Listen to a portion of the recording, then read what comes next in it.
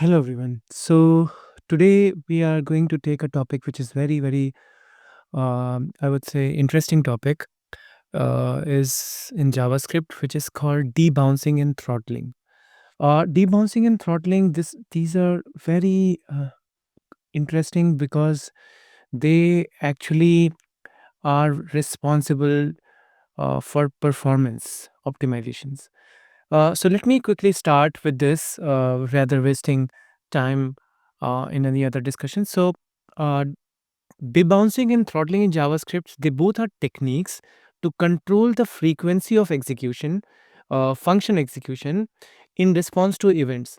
So, uh, like whenever you have any events, so the frequency by which the function execution is handled is called debouncing and throttling.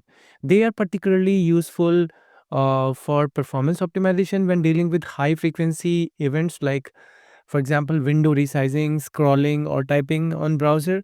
So these are the events which are very high frequency. Like, for example, you scroll window many times, no matter or not, but yeah, whenever you are opening a web page, the scrolling happens very fast. Similarly, typing and similarly window resizing, these are the events which are very highly frequent. So debouncing and throttling, it plays a very crucial role, as I said, in performance optimization.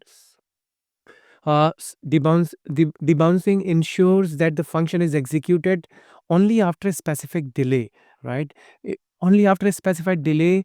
For example, let's say you decide to execute a function after a specified delay has passed since the last time it was invoked.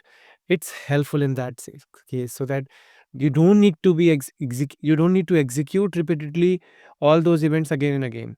So but only when the event has settled you can execute this. So for example, making an API, right? So let's say there is some workflow wherein you are making an API while typing something onto a user input box, but you want that once user has written everything in the text box, then only the API call should go.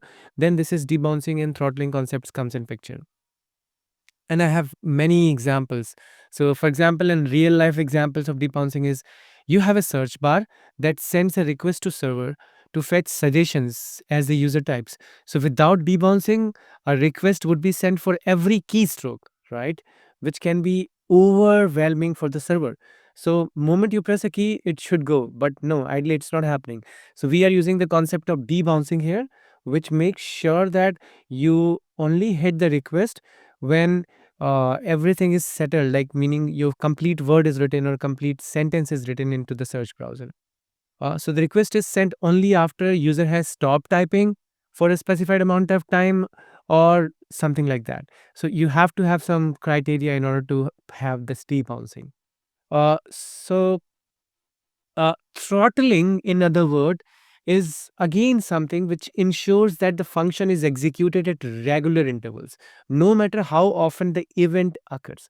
So, for example, um, let's say what I want to say here, throttling is useful for tasks that needs periodic updates rather than responding to user event. So periodic updates you want, you can go with throttling. So a real time example I would like to give it here. It's like, suppose you are tracking the position of the user as they scroll through the page, okay, to update a progress bar. So for example, as let's say you do a lot of meetings, right, or trainings actually, in your company, in your corporate world. When you do the training, there is somewhere, it has been tracked that this is how much you have, like you have completed 20%, 30% of the training. So it means whatever you are doing with the scrolling, it has been tracked. So specifically in cases where you have to read a complete PDF page, and then when you reach the end of the page, it says now 100% and the button is enabled. So though you have only one page to complete as a training, but you have to scroll up till down so that the button to submit or pass the training is enabled. So there, when you are tracking the position of a user as they scroll through the page to update a progress bar, without throttling, the function could execute hundreds of times per second, leading to performance issues. So throttling solution here comes in picture. Why? Because the function is executed at regular intervals. For example, let's say every 200 milliseconds, you just uh, check whether how much percentage of the total page you have, traversed, and things like that. So I think this is pretty much all when it comes to throttling real-time examples. I have prepared some questions, real-time questions, which should give you an idea about debouncing and throttling and how we are doing that. Let's go quickly one by one. So question number one in debouncing and throttling series is this. Okay, so what is this question all about? So this question where we are talking about um, uh, debouncing is that uh, we have a debounce function, all right, and in that function we actually try to do some we try to fetch some suggestions. So I mean this is a way you can differentiate debouncing and throttling. So, for example, what we are doing here, I mean, this particular part which is throttling. So, you see here, window.add event listener. We are adding a listener to our scroll event, and then we are calling in a method which is the update progress bar. Console.log update progress bar window.scroll y, and then 200 is the throttle we use here. So, this throttling function is coming in the picture, which is making sure that you are only making a call after 200 milliseconds. I mean, this updating progress bar would only be executed after 200, after every 200 milliseconds. So rather than calling this and calculating the whole uh, page scroll, you are using throttling logic here, which which allows you to execute this update progress bar or retrigger it after only 200 milliseconds, not very frequently like 100 times or 200 times. Similarly, on the other hand, on debouncing, what you are doing here, you see here fetch suggestions J, fetch suggestion JA, JAV, JAVE. Only this call will trigger the function after 300 milliseconds. How? Because when you are done with JAVA, then only this fetch suggestion is going to be called. Um, like after 300 milliseconds this will be called, and then whatever you have in the debouncing will be executed, right? So this is the way you can understand the importance of throttling, you can understand the importance of debouncing. Both are very important concept.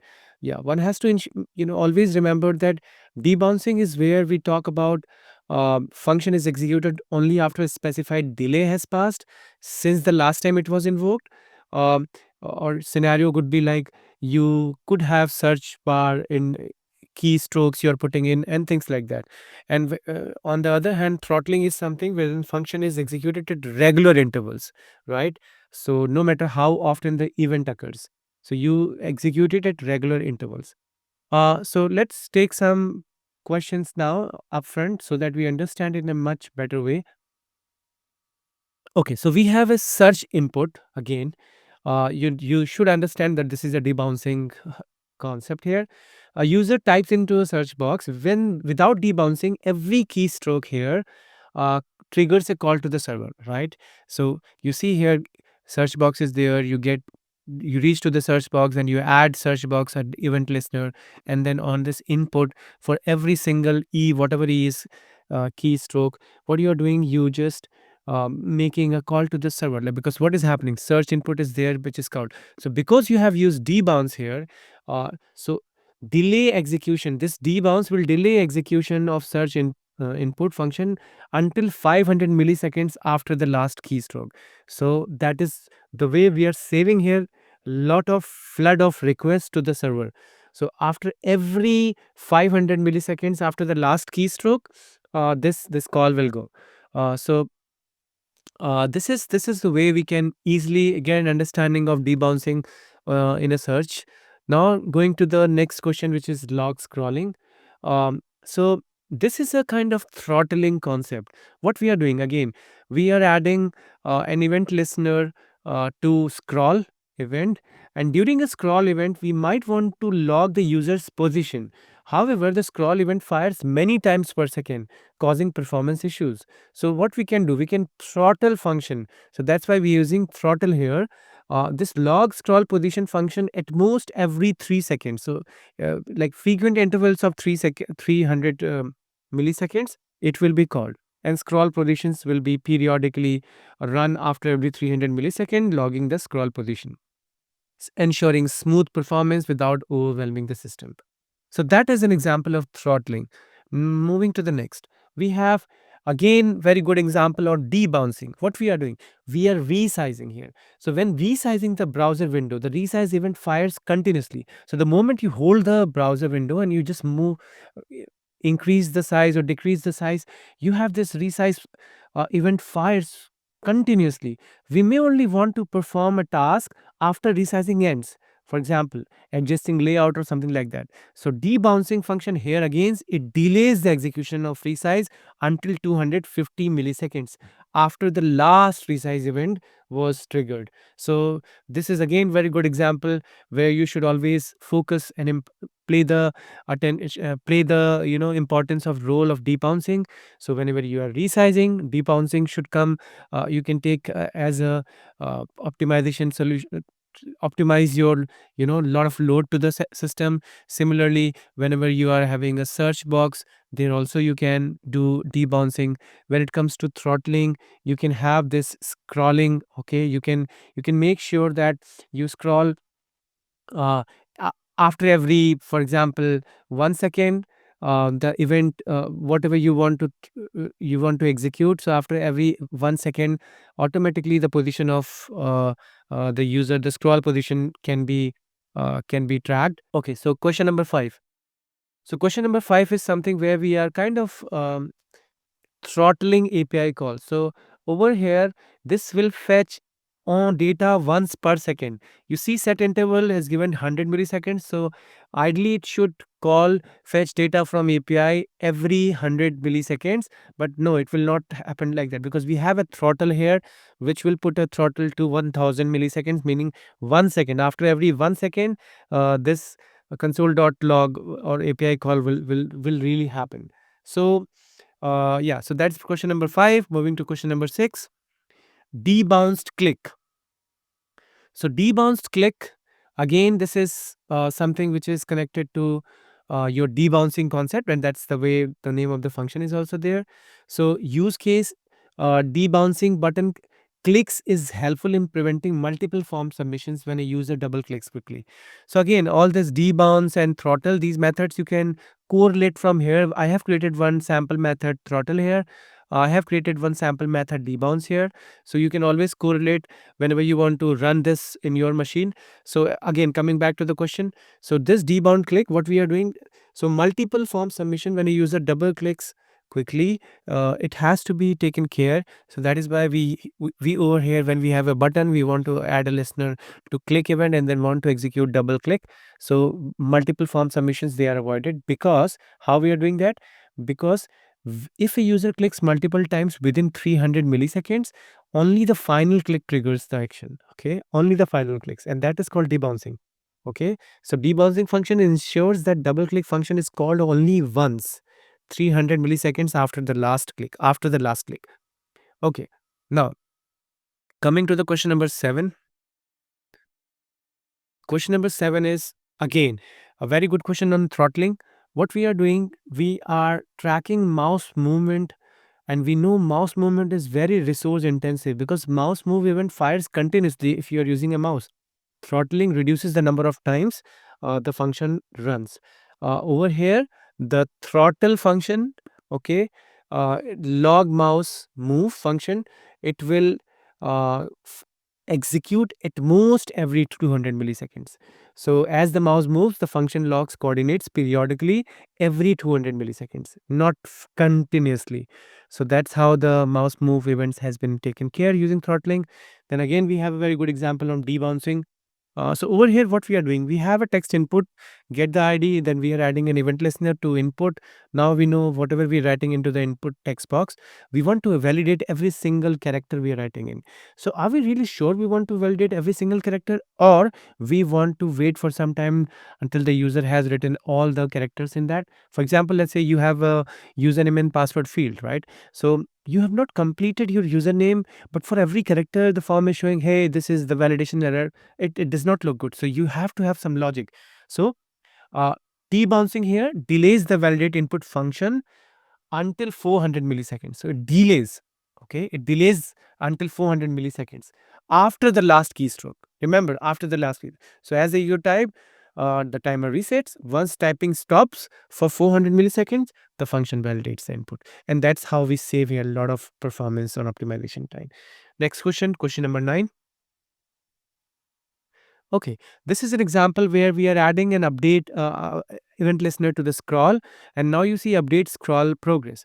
So what we are doing here, we are trying to update a progress bar based on the scroll position, but ensure it updates smoothly without overwhelming the resources. So now over here also the throttle function, it limits update scroll progress function to run every 100 milliseconds. So scroll, whenever you are on a web page, you know or you don't know, but your scroll event always triggers. If you just do this window add event listener, you will see how many times scroll triggers. So over here we use throttle and we limit the update scroll progress function to run every 100 milliseconds. Now as the user scroll, the function calculates the logs progress at regular intervals every 100 milliseconds and then print all that. So that's question number 9. Question number 10. Okay, this is again a very good example of debouncing. So what is the use case here? A user is trying to automatically save user data only after they have pushed typing.